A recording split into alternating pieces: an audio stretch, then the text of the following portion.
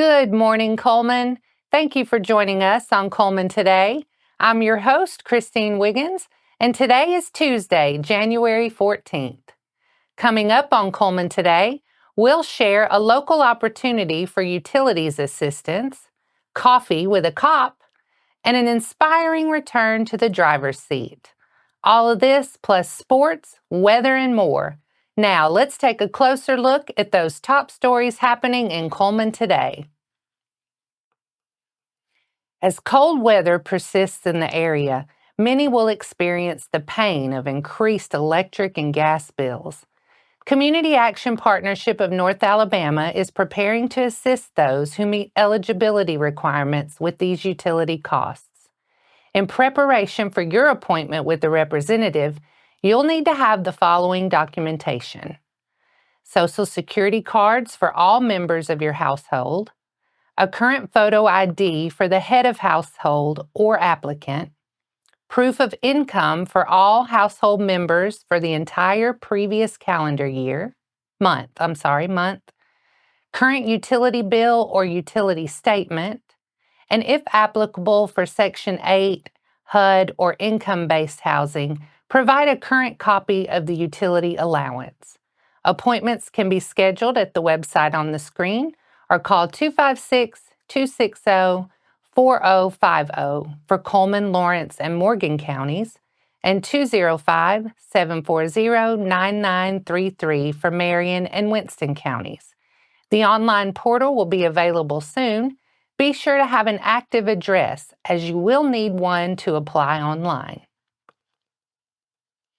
Over a decade ago, the Cullman Police Department started hosting Coffee with a Cop events as a way to bridge the gap between law enforcement officers and residents with conversation and community.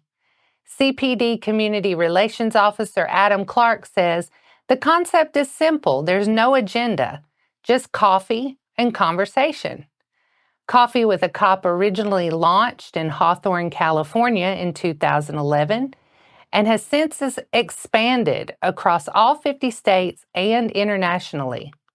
The program's goal is creating an opportunity for informal, open conversations, and Officer Clark says building relationships that may not occur during routine policing, especially in crisis situations. The community building initiative is aimed at fostering positive interactions between law enforcement officers and the people they serve. The department will host its next event on Wednesday, January 29th from 4:30 to 6:30 p.m. at Cornerstone Church of the Nazarene. For more information about the event, contact the Cullman Police Department. Doug Teal is reclaiming his career and earning his commercial driver's license again, this time using hand controls. Teal, who previously worked as a commercial driver, had a life-altering T6 spinal cord injury over 2 years ago that resulted in wheelchair use. After his injury, Teal faced a challenging search for a CDL training program that could accommodate his needs.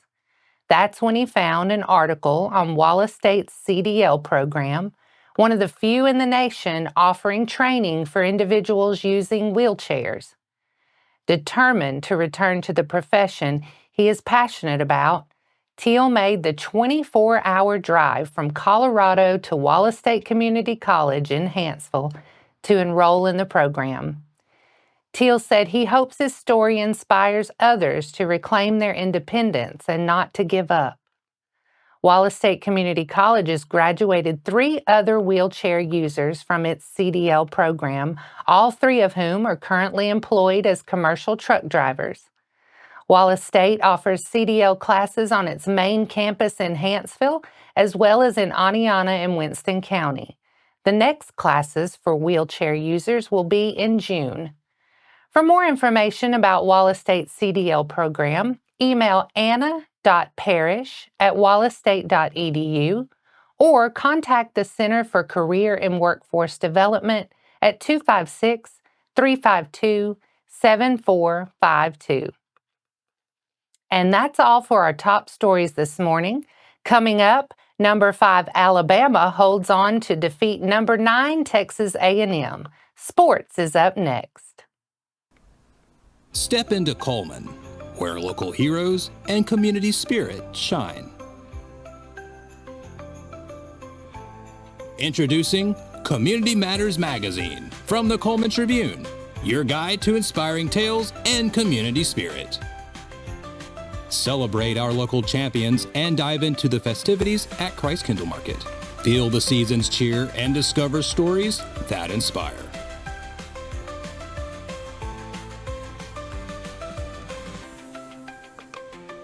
Community Matters Magazine. Connect with your community. Find your free issue at these locations or download a copy online.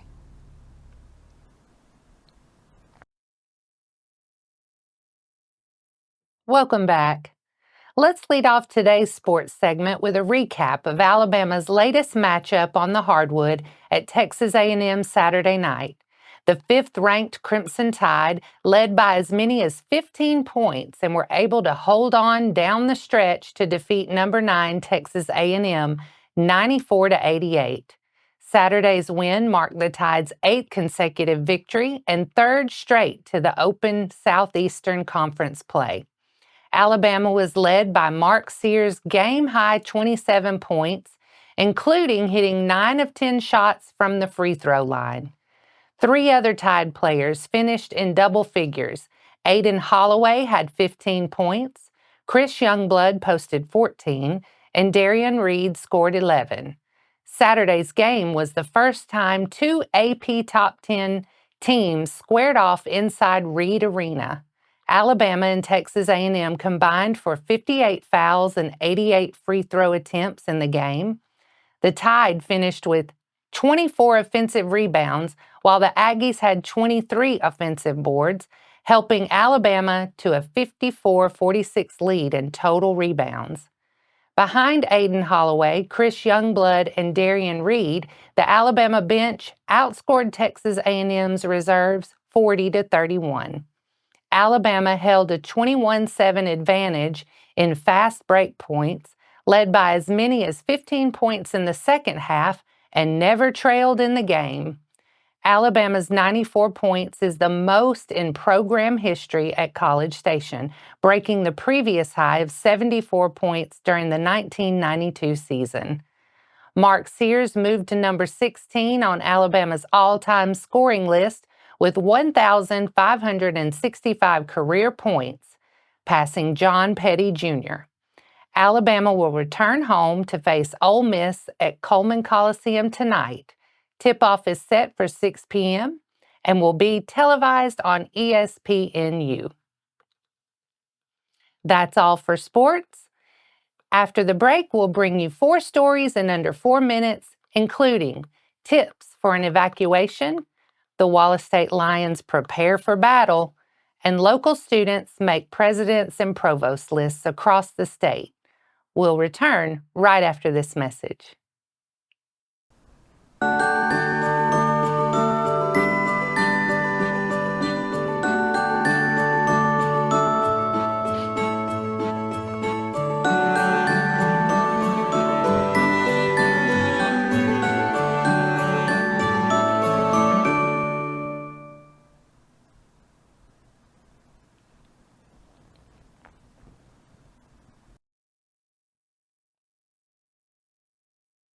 And now it's time to speed things up with a news rundown. 4 stories in under 4 minutes. We've all heard that knowledge is power. In an emergency, it can save lives. This is why we encourage everyone to be in the know so they can evacuate safely. The U.S. government's website, ready.gov, has these tips to share. Before an evacuation, know how you'll leave and where you'll go. Identify multiple options, such as friends and family's homes or a hotel, taking into consideration your pets. Familiarize yourself with various routes to get to your destination. Make alternate plans should your car be unavailable. During an evacuation, Listen or watch for instructions. Download the FEMA app for an updated list of shelters in your area. Wear sturdy shoes and clothes that provide protection from the elements. And before leaving your home, lock the doors and windows. Don't wait until the last minute. Leave with time to avoid severe weather. Returning after an evacuation, be prepared for interruptions if your area was affected by the disaster. And remember that debris in the area could be dangerous. Keep friends and family informed about your whereabouts and safety. Fill up your gas tank and bring supplies like water and non-perishable food back. For more tips on evacuation plans during emergencies, visit www.ready.gov/evacuation. On Sunday night, Wallace State Community College cheerleading showcased their UCA College Nationals routine for the community. The annual competition will take place February 17th through 19th at the ESPN Wide World of Sports Complex in Florida. We'll be cheering you on. Go Lions! Marion Military Institute is recognizing students who earned a perfect 4.0 GPA for the fall 2024 semester. Students on the President's List include Cullman's Walter Adams. A proud member of the Alabama Community College system, Marion Military Institute enrolls a diverse population of both civilian and military track students in an immersive leadership environment. And Troy University is pleased to announce students who have been named to the Provost List for the fall semester and Term 2 of the 2024-2025 academic year. Local students who made the Provost List include Sadie Land of Cullman, Jody Roden of Hanceville, Madeline Grimmett of Cullman, Catherine Kleckler of Cullman, and Brinley Holcomb of Cullman. Full-time undergraduate students who are registered for at least 12 semester hours and who have a grade point average of at least 3.65 qualify for the Provost List. The fall semester includes students at the Troy campus. Term 2 includes students at Troy's campuses in Dothan, Phoenix City, and Montgomery, along with locations outside of Alabama and online. And that's your 4 stories in under 4 minutes. Now for a quick break before we look at the weather ahead and pay respects with obituaries. I will be right back after this message.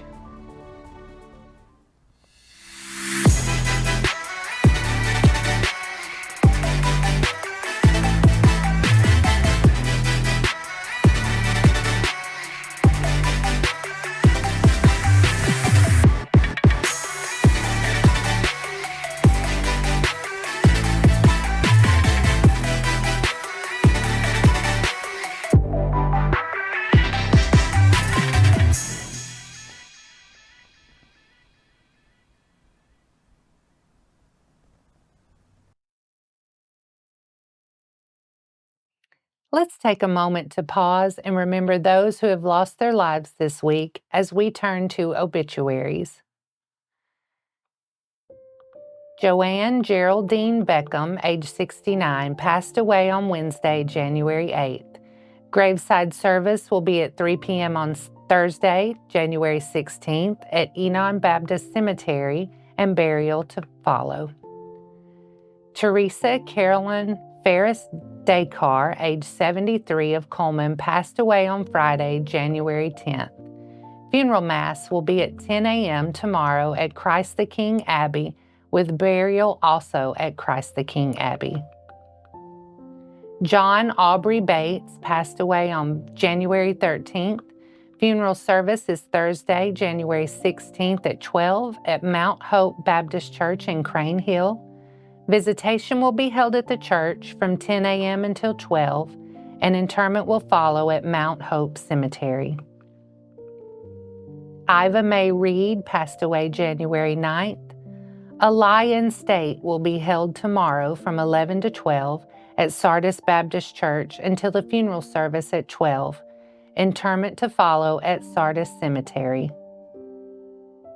James Alton Calvert of Good Hope passed away on January 10th.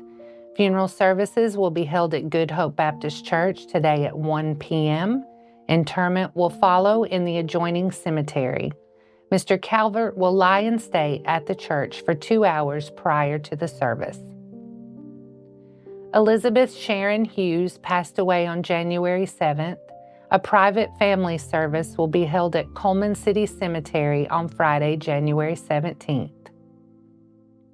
Kyle O'Neill Mitchell, age 33 of Cullman, passed away Friday, January 3rd. No services are planned at this time. Our thoughts and prayers go out to their friends and families.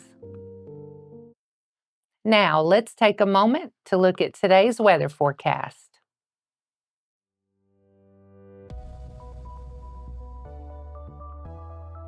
Today will be sunny with a high near 45 with calm wind becoming northwest around 5 miles per hour. Tonight will be partly cloudy with a low around 24. Wednesday, we should see similar sunny skies with a high near 44 and a north wind around 5 miles per hour becoming calm. Wednesday night, mostly clear with a low around 24. And that wraps up today's edition of Cullman Today. Thank you for sharing your morning with us. And remember to stay connected by following us on social media and visiting CullmanTribune.com for the latest from our community. We'll be back bright and early tomorrow morning at 6:30. I'm Christine Wiggins with Cullman Today. Have a great day, Cullman.